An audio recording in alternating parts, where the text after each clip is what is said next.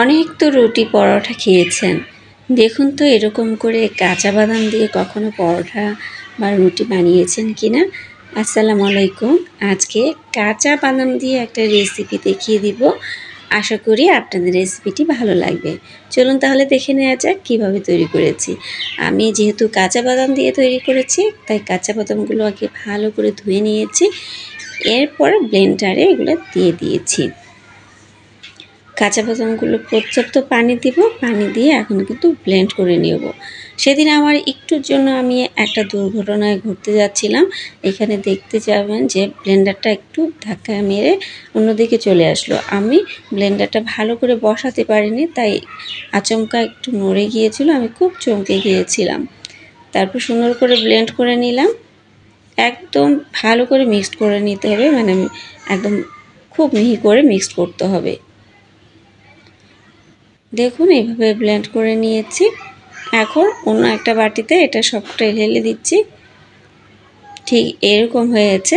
এই পর্যায়ে এক বাটি ময়দা ব্যবহার করব আমি এখানে, চাইলে আপনারা আটাও ব্যবহার করতে পারেন।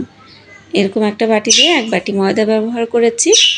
খুব বেশি উপকরণ এখানে ব্যবহার করতে হবে না, অল্প কিছু উপকরণ আপনার স্বাদের জন্য। এইখানে একটা কথা জানিয়ে রাখি, যদি আপনাদের কাঁচা বাদামে গন্ধটা ভালো না লাগে বা কাঁচা বাদাম যারা খেতে পছন্দ করেন না, তারা চাইলে বাদামটা একটু ভেজেও নিতে পারেন, তাহলে ভেজে নিয়ে করে নিতে পারবেন। এখন লবণ দিয়ে দিলাম, আর সাথে 2 চামচের মতো গুঁড়ো দুধ দিয়ে দিলাম, আর 1 চামচ চিনি দিয়ে দিলাম।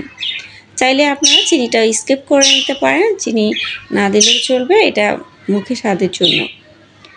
কাঁচা বাদামের গন্ধটা যারা পছন্দ করে না, একদমই কাঁচা বাদাম খেতে পারে না, তারা এইটা স্কিপ করাই ভালো, কেননা এখানে একদম কাঁচা কাঁচা ভাবটা থাকে। আর আমি যেহেতু কাঁচা বাদাম খাই, তাই আমার কাছে এটা একটুও খারাপ লাগেনি। আমি চা দিয়ে খেয়েছিলাম, খুব বেশি ভালো লেগেছে। এরকম করে মিক্সড করে নিয়ে নিলাম। অবশ্যই চিনিটা না গলা পর্যন্ত ভালো করে মিক্সড করে নিতে হবে। মিক্সড করা হয়ে গিয়েছে। এখন চুলায় ফ্রাই প্যানটা বসিয়ে দিয়েছি, আর ফ্রাই প্যানটা গরম হয়ে গেলে এর মধ্যে বাটার দিয়ে দিয়েছি। আপনি চাইলে এখানে আমরা যে প্রতিদিন যে খাবারের তেলটা ব্যবহার করি সেটাও ব্যবহার করতে পারেন। আমার কাছে বাটার ছিল, তাই আমি বাটার ব্যবহার করেছি, তবে বাটারটা দিলে আরও একটু ভালো লাগবে। এখন সেই মিক্স করে রাখাটা দিয়ে দিলাম। গোল করে আমি একটা শেপে নিয়ে আসলাম, রুটির মতো একদম, যাতে দেখতে ভালো লাগে। এখন ঢাকনা দিয়ে ঢেকে দেব কিছুক্ষণের জন্য। এটা অবশ্যই একটু সিদ্ধ হতে হবে। কাঁচা বাদামে যেমন আমাদের ভালো কিন্তু প্রোটিন পাওয়া যায়, আর এটা আপনার হৃদযন্ত্রের জন্য উপকারী।